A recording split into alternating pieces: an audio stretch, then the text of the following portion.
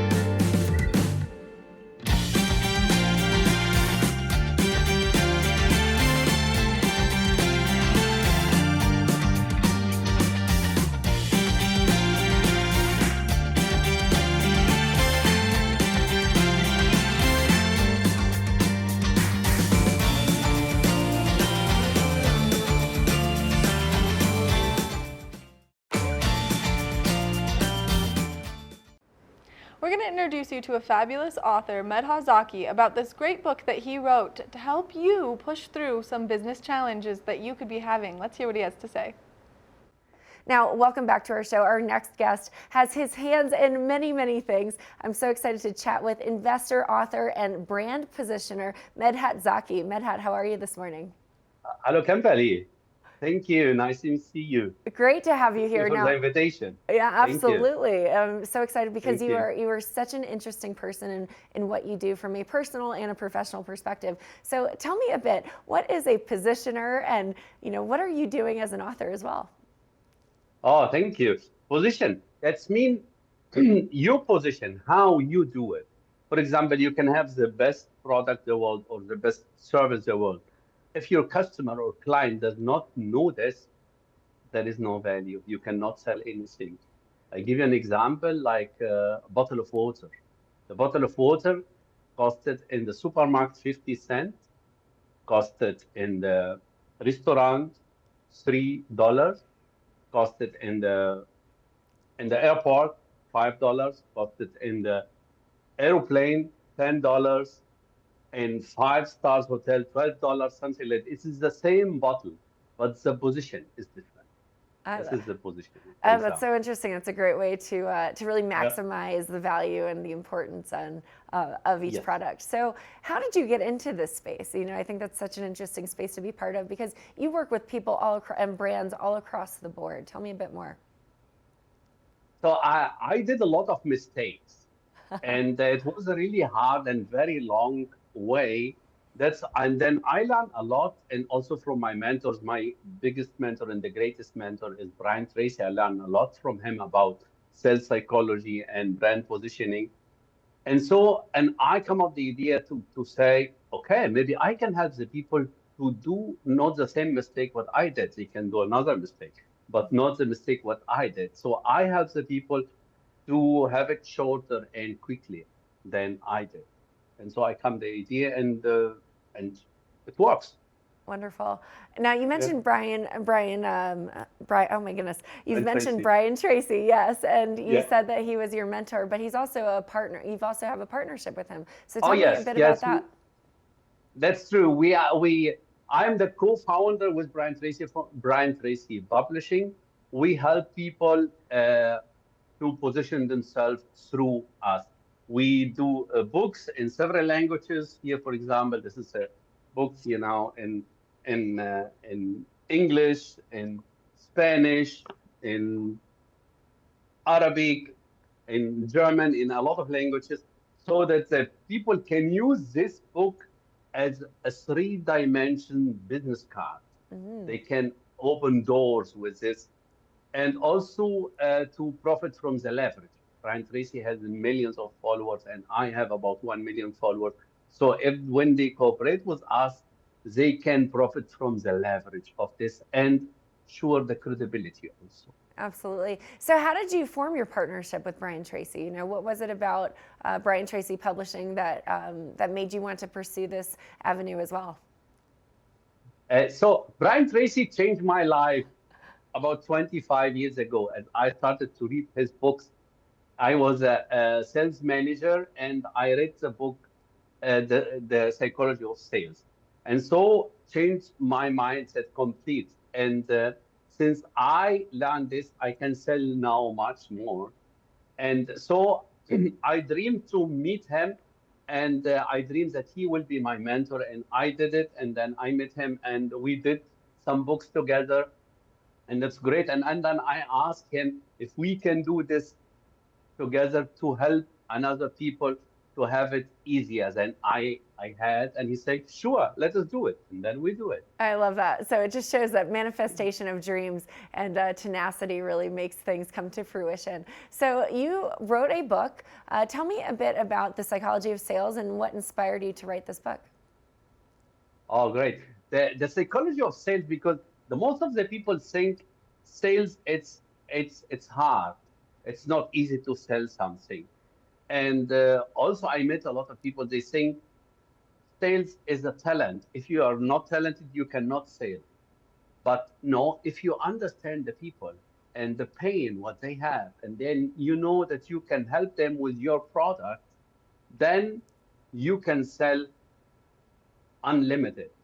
And if the people see this and believe you, and then you show the value, they will buy. And that's a great I mean, if I see somebody who needs this product, what I have, and I don't sell it, it's like that I can help somebody, but I didn't help him. And come another competitor with a better or expensive and sell better than me. So that's not good. That's why I support the people to sell more. And this is the psychology of sales. It's true. It sounds like the premise of the book is to understand what the basic human need, what is it that somebody needs, and then being able to offer a solution versus just pushing a product down their throats, essentially. I love that. And I think it's a conversation. To understand the people. Yeah. And to understand, if I see that you understand what my needs, I will buy. It's simple as that. That's a really great book to have. So what can we expect? What do you have planned for this year? You know, any new books that you're working on, or any sort of motivational speaking that's happening? Yeah, we do now a serial of some books called Succeeding in Business in Any Market. And our next book will be in May next month, and it will be Winning Strategy for Success.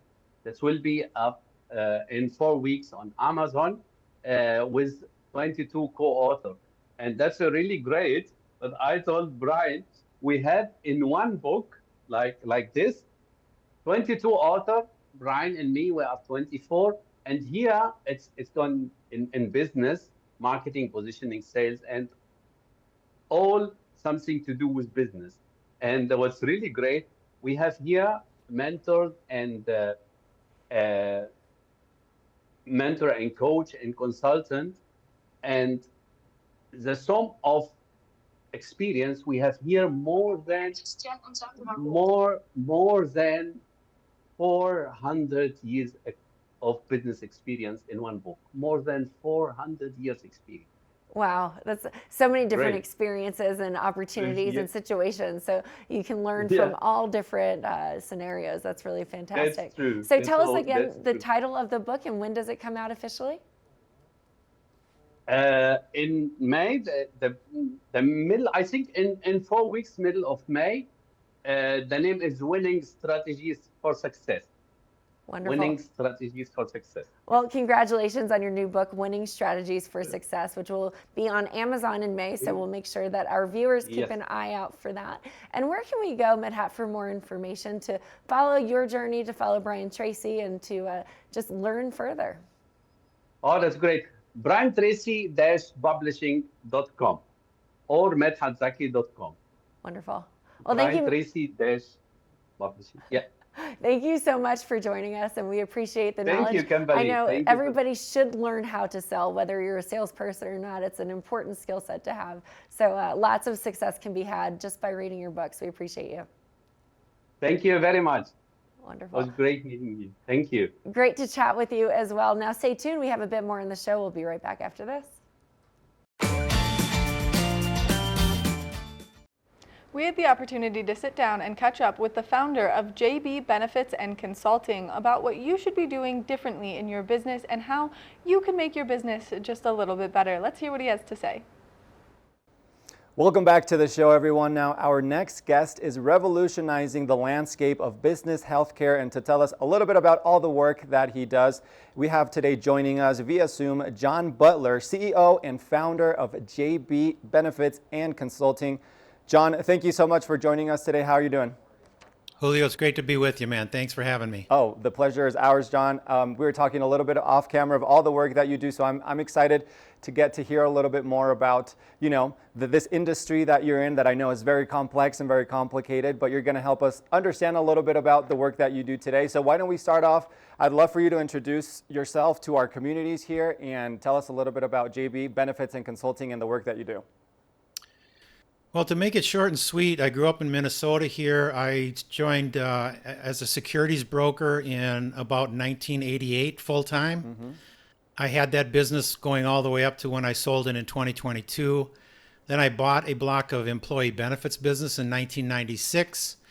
I built that up and I sold that last September of 2023 and to go completely independent. So my intention, like we were talking about off air, my intention was to go independent for the last 8 years.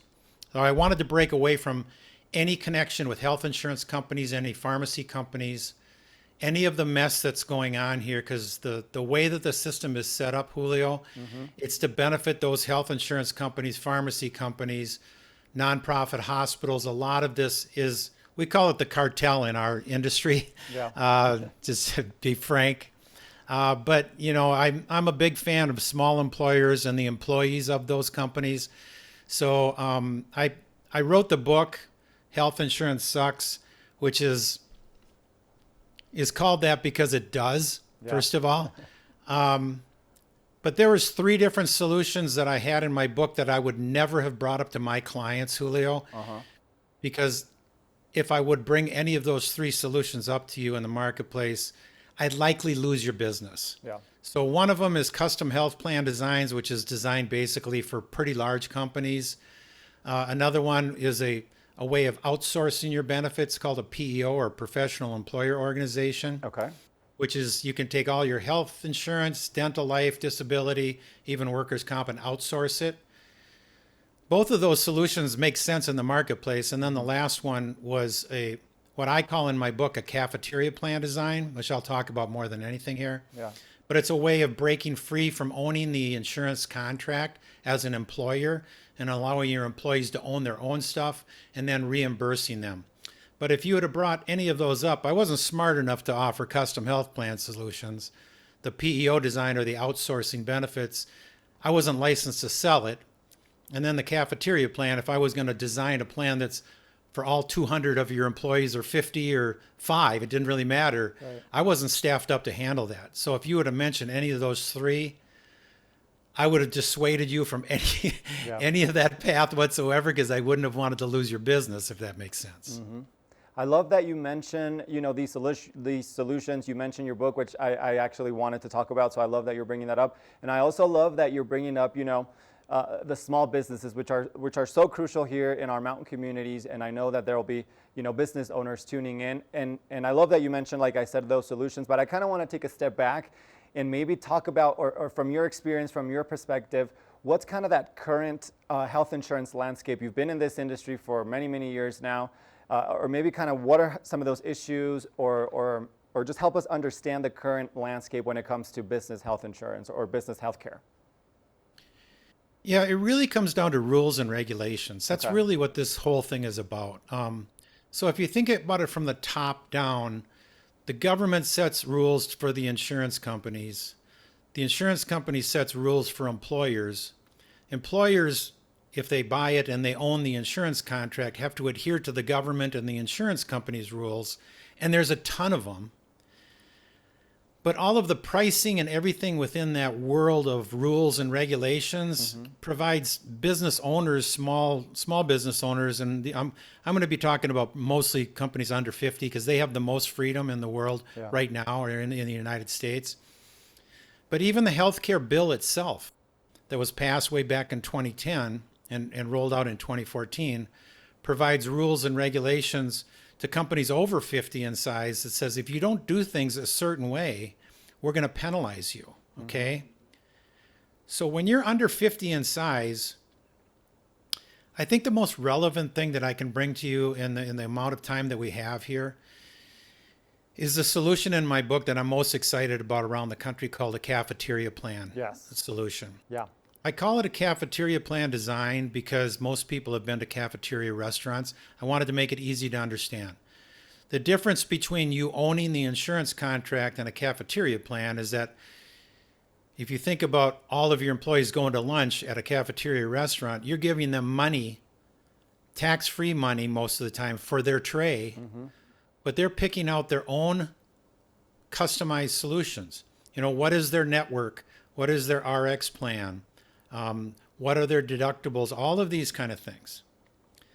But what's outside the system of rules and regulations completely inside the cafeteria plan that most people don't know about, and actually, Julio, I'm just curious if you've heard of this before, but there's something that's been around for 30 years called health sharing. Okay. Have you heard of that before? I have not. No. Tell me about it. Health sharing works sufficiently the same way that health insurance works. There are people that pay into a system. The health sharing company has a huge pool of money. And then they basically say, in case there's any, basically tragedies, illnesses, or accidents, that you pay a certain amount up to a certain maximum. And then the health sharing community shares the rest. Okay. The health sharing community has something that's very important to consider here is it has some pre-existing condition requirements on there that you need to read through, but about 50 to 70% of America qualifies for this. It's not like big things like heart disease or cancers or strokes. So most people can get by those things because they haven't had any major things happen, okay? But let me just talk about the insurance market for a second. If I buy an insurance plan in your state and I buy it with Blue Cross Blue Shield, the average deductible is about $3,000. And Julio, are you married or are you single? Single. Okay. So the out-of-pocket maximum now is approaching $9,000, almost $10,000. So if you have a really bad accident, you're going to pay the first $3,000 of that deductible, and then you'll pay a percentage of the rest of that up until that $10,000 max. So if you have a claim that's $150,000, $200,000 claim because you got in a bad car accident, you're shelling out 10 grand. So now let's circle back to the health sharing. My wife and I, in 2018, decided to go on to health sharing, and we're on that plan all the way up till the end of last year. Okay. That health sharing plan we qualified for with no problem. Our health insurance plan that we owned through our company, for just me and my wife, was going up to $2,000 a month. Wow. I researched all of the health sharing communities. And by the way, there's a lot of them. Yeah. But there's a few that are in the employer space now that's what I'm excited about. So we bought a plan, instead of a $3,000 deductible for $2,000 a month, we paid $344 a month. And this plan was a $500 out-of-pocket maximum in case any illness or injury happened to me or my wife. Wow. So that's pretty dramatic, right? That is. $1,600 a month different. Now, what happened shortly after that, at the end of 2018, on Christmas Eve night, my wife had to go into the hospital. At 11 o'clock at night, she was in there for 4 hours. She got treated for an infection. I thought it was way worse I thought it was her heart or something, I got a bill at the end of that, about 6 weeks later, from Fairview Hospital here in Minnesota for $6,750. And I called Fairview and I said, well, I'm just here to settle the bill, but, why is it $6,750? Right. And she says, well, what insurance do you have? And believe it or not, they never asked me for my card at the hospital. I said, well, we don't have insurance. We're cash payers under a different system. And she right away does this. Oh, hang on, let me get to my other system. She gets over to her other system, and within about 5 minutes, she says, I'm going to send out a revised bill for $3,125. Wow. So it went from $6,750 to $3,125 in 5 minutes. They sent me that revised bill. I sent it to our health sharing community. We paid $500, they paid the rest. Wow. And that was the only time, the only claim we had from 2018 to the end of 2023, Julio. Wow. That's impressive, John. And for the sake of time, I would like to hear from you. And I know, like I said, a lot of small businesses in our community. What advice do you have for them, for employers, businesses, companies? You know, how can they reduce their costs, or just any piece of advice that you'd like to close off before we conclude? Yeah, the cafeteria plan, we provide a free calculator that is, they can basically plug in their own information about their own program. So if you've got a 20-person company and you're in, it doesn't matter, your state, my state, any state, this works in every state in the union, we'll actually do a comparison with what your current plan is and what your coverage is with what the cafeteria plan will provide. And it's usually a reduction in cost between about 40 to 60%. But then after we let everybody get their own coverage, Julio, within your company, only after that does the employer then decide to do the reimbursement. So you might say, hey, we used to do 80% of your costs on my group plan. We're still going to do 80% of the cost on your health insurance plan, but we'll pay all of the costs of the health sharing. So you see where the difference will come into play pretty dramatically. And I've even got a clear path for basically employers that want to be a little more generous to where you can reduce down their premiums to zero, and you can actually provide a zero deductible as well, if that's what you want to do. But we take the cost from here down to here, and with the savings that an employer has, they can put that extra money into paying for those deductibles, if that makes sense. Yeah. Very insightful information, John. I wish we had more time to speak on this important topic, but if anybody wants to learn more or wants to get in touch with you, how can they do so? The best way is through my website. It's jb-benefits.com. We actually run requests for proposals for companies all over the country, large or small, frankly. This one is I'm focusing on the smaller companies because that's the one I'm most excited about. But yeah, we do our analysis for free, and the only way we get paid is if we save you money. Awesome. Well, John, thank you so much for joining us today and speaking with us a little bit about, this very complex industry that we mentioned. But you're the expert and you have very insightful information. So I appreciate you taking the time to speak with us today. Well, I'm proud of myself. I didn't swear once. There you go, John. Because it's maddening. Thank you so much again. And if anybody is interested in learning more, you can visit jb-benefits.com with more information. We're going to take a short break and we'll be back with more of the show. So stay tuned.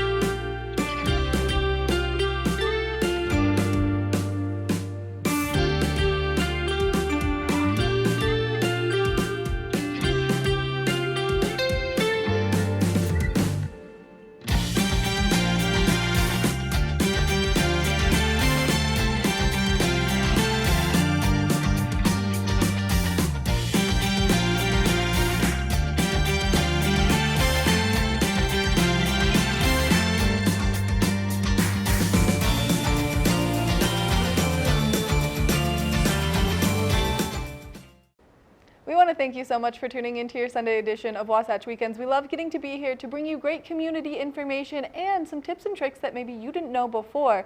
I know that I've learned a lot from this show just based on the incredible people that we have the opportunity to interview. So make sure that you continue to tune in to Wasatch Weekends every Friday, Saturday, Sunday, and Monday because we love getting to be here. I've been your host, Maddie Evans, and I'll see you tomorrow morning.